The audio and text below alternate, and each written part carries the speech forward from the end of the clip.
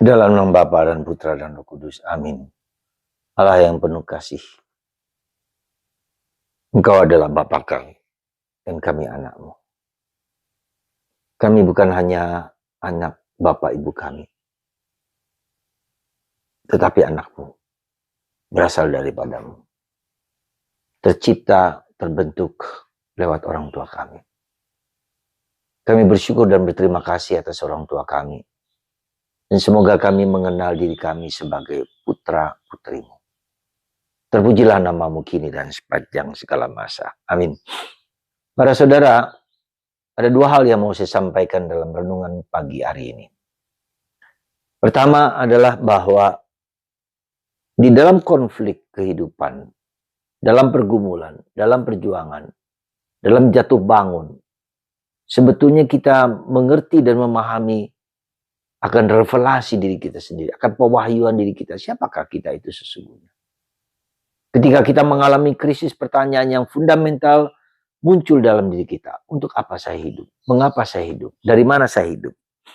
Apa tujuan saya hidup? Identitas kita. Ya. Dan identitas kita ini bukan hanya secara manusiawi, secara alamiah, tapi ada unsur spiritual. Di balik itu ada unsur spiritual. Nah, hari ini Yesus juga dalam bacaan-bacaan Injil hari ini bicara tentang konflik, tentang penolakan orang Yahudi terhadap Yesus. Dan mereka tidak mengerti, tidak paham, bahkan mau membunuh Yesus. Mereka mau menangkap Yesus. Berada dalam situasi krisis yang tidak mudah. Tetapi justru di saat seperti itu, Yesus mengungkapkan identitasnya yang sejati. Dia dengan Bapa adalah satu. Dia mengenal Bapa. Dan hari ini juga kita melihat bahwa Yesus mengatakan, engkau kenal aku. Dari mana aku berasal, dari Nazaret. Bapakku, ibuku, kalian kenal. Tapi kalian tidak kenal siapa yang mengutus aku. Dan aku kenal siapa itu. Yaitu Allah yang mengutus aku. Di sini Yesus mau menunjukkan identitas sesungguhnya dari dia. Bukan hanya sebagai anak manusia. Bukan hanya sebagai pribadi manusia yang kita berasal tempat, rumah, asal-usul, karakter, sifat, dan seterusnya. Itu benar. Tetapi identitasku go beyond yang alamiah ini. Melampaui batas-batas dari kemanusiaan saya. Maka kita harus mengatakan pada akhirnya kita adalah anak Allah. Kita adalah cerminan Allah. Kita adalah gambaran Allah. Kita ada citra Allah.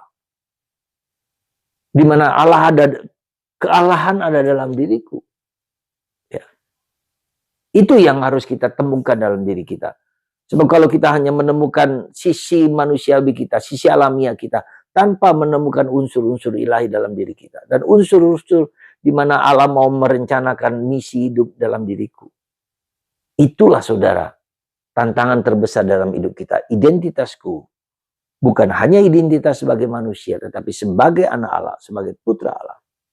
Dan bila ini kita dapatkan, maka kita mengerti dan faham untuk apa saya hidup. Kita punya misi, punya tujuan yang Tuhan mau berikan kepadaku. Untuk membangun dunia, untuk membangun masyarakat, untuk membuat masyarakat menjadi baik, menjadi indah, menjadi mulia. Dan itulah panggilan setiap orang. Karena kita, dan kemudian bukan hanya itu, kita mempunyai daya-daya kemampuan ilahi yang tak terbatas, yang tak dapat dilukiskan oleh kata-kata dan tindakan oleh perbuatan manusia. Tetapi lebih daripada itu. Itulah saudaraku terkasih. Manusia mempunyai daya misteri yang luar biasa, yang tak dapat dilukiskan. Betapa manusia itu begitu indah, begitu mulia, begitu luar biasa. Bagaimana kita menumbuhkan, menemukan, dan mengembangkan daya-daya demi kebaikan bagi orang lain. Semoga Anda dan saya dan kita semua dapat menemukan misteri keilahian dalam diri kita seperti Yesus sendiri. Dan semoga kita semua tahu bahwa konflik itu seringkali memunculkan revelasi pernyataan siapa aku itu. Dan semoga kita juga mengenal siapa diri kita sesungguhnya. Jadi sekali lagi ada dua hal yang mau saya sampaikan. Kita melampaui dari apa yang kita kelihatan, lebih daripada yang kita lihat. keilahian dalam diri kita. Seperti Yesus, seperti Anda dan saya.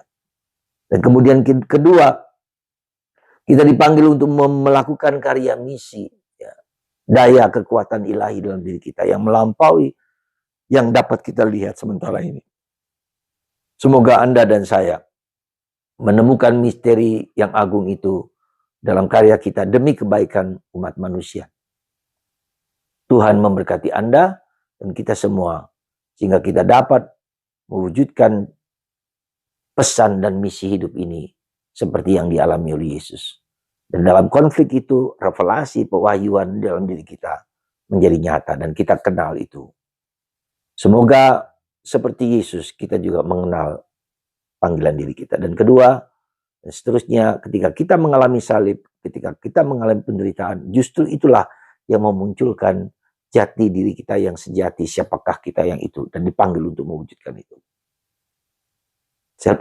Maka saudara, Anda bukanlah Anda yang kelihatan ini, tapi lebih daripada itu, putra Allah, putri Allah.